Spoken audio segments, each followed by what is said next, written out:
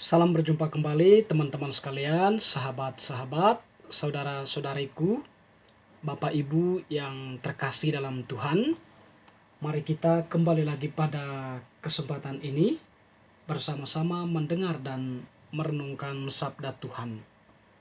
Pada kesempatan ini kita akan merenungkan sabda Tuhan yang kita ambil dari Penginjil Markus bab 6 ayat 45 sampai 52.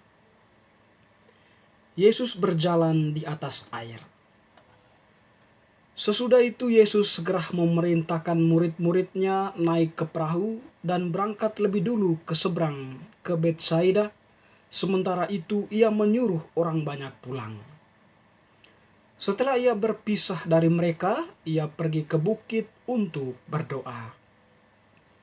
Ketika hari sudah malam, perahu itu sudah di tengah danau, sedang Yesus tinggal sendirian di darat. Ketika ia melihat betapa payahnya mereka mendayung karena angin sakal, maka kira-kira jam 3 malam ia datang kepada mereka berjalan di atas air, dan ia hendak melewati mereka.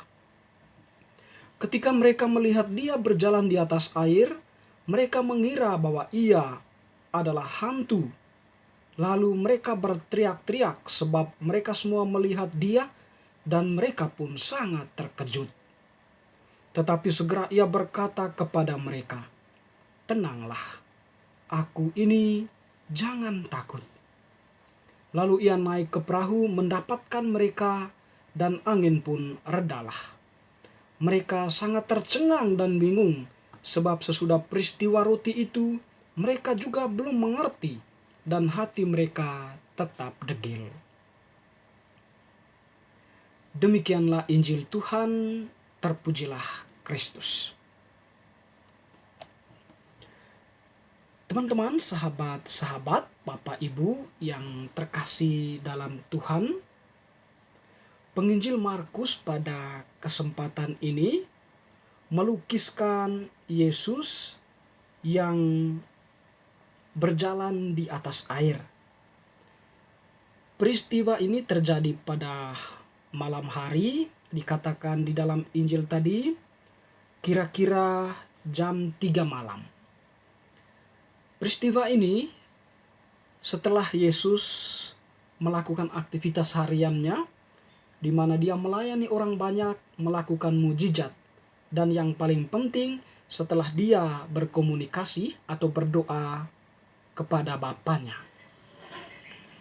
Peristiwa Yesus jalan di atas air itu juga bersamaan dengan peristiwa lain yang dialami oleh para muridnya, yaitu pada waktu itu mereka sedang berhadapan dengan suatu badai, yaitu angin sakal. Perahu mereka terombang-ambing, sehingga dalam pengalaman seperti itu mereka tentunya takut, terkejut, kehilangan harapan, dan tentunya pada kesempatan itu juga mereka berteriak, meminta tolong kepada siapa yang bisa menolong mereka. Nah, Yesus berjalan di atas air di dalam peristiwa yang dialami oleh para muridnya.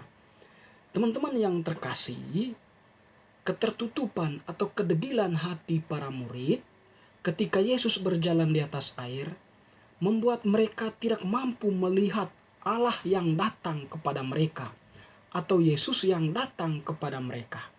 Mereka mengira karena kedegilan hati tadi, ketertutupan hati, mengira Yesus itu adalah hantu. Bahkan mereka berteriak, "Hantu, hantu."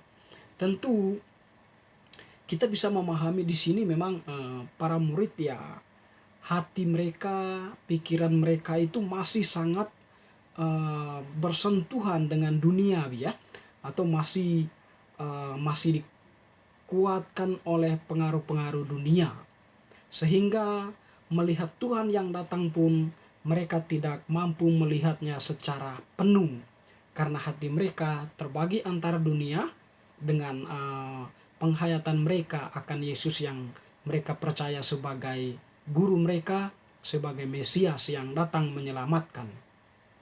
Teman-teman yang terkasih, tetapi di dalam pengalaman para murid itu, yang tengah berada di dalam situasi ketidakmenentuan, situasi ketakutan dan kecemasan, Tuhan datang lalu memberikan mereka kekuatan.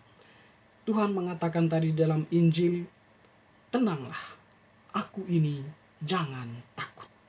Pernyataan yang keluar dari mulut Tuhan ini membuat para murid pun tenang, lalu kemudian pelan-pelan hati mereka pun terbuka, lalu angin sakal pun reda. Teman-teman, sahabat-sahabat, Bapak Ibu yang terkasih, pengalaman para murid ini kalau kita tarik kepada pengalaman kita masing-masing, tentu kita semua pernah mengalami situasi seperti ini ya. Situasi di mana kita kehilangan harapan, situasi mengalami kecemasan, mengalami ketakutan ya.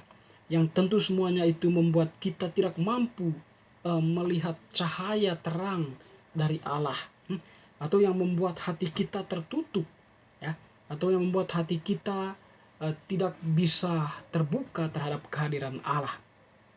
Dan bahkan mungkin kita menilai pengalaman kita itu sebagai pengalaman yang mengutuk kita, atau pengalaman yang membuat kita kemudian berpikir bahwa Allah tidak berpihak kepada kita. Terkadang pikiran-pikiran seperti itu bisa muncul di tengah pengalaman seperti itu yang kita alami.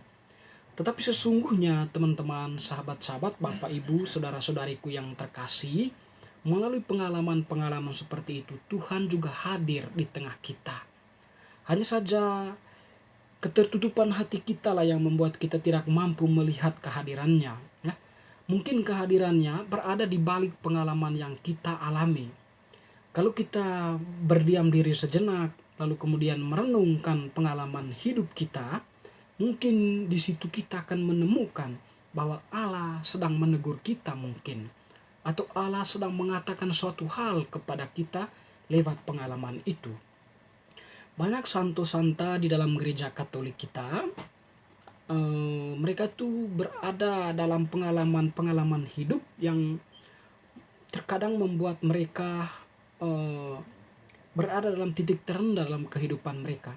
Tetapi kemudian mereka merenungkan pengalaman mereka, dan di situ mereka menemukan memang Allah yang sedang menegur mereka, sedang mengatakan sesuatu kepada mereka.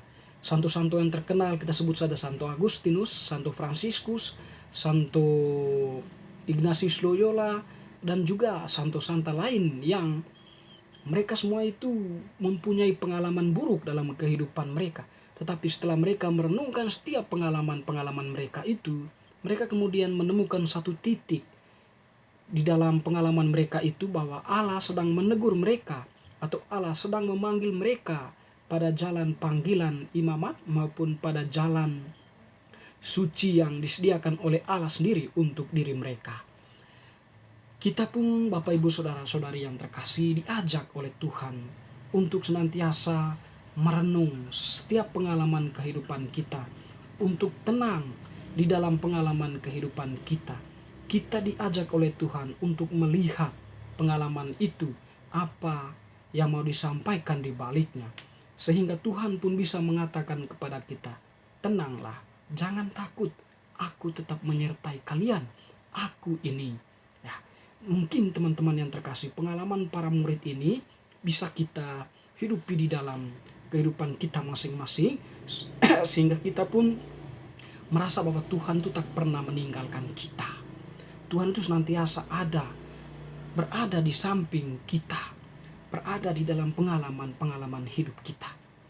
Hanya yang terpenting dari kita adalah membuka hati kita akan kehadirannya, menyiapkan hati kita akan kehadirannya. Hati yang terbuka akan kehadiran Tuhan memampukan kita untuk melihat Tuhan di balik setiap pengalaman-pengalaman kehidupan kita. Dan tentunya bahwa dari pengalaman-pengalaman itu kita akan berada pada satu titik bahwa Allah ada untuk kita. Tuhan itu ada untuk kita. Yesus sendiri pun sering mengatakan bahwa pikulah salibmu. Walaupun salib kecil yang kita pikul, tetapi kalau kita dengan penuh kesetiaan, dengan penuh kesadaran dan cinta, salib itu bermakna untuk hidup kita masing-masing. Semoga bacaan hari ini semakin meneguhkan iman kita.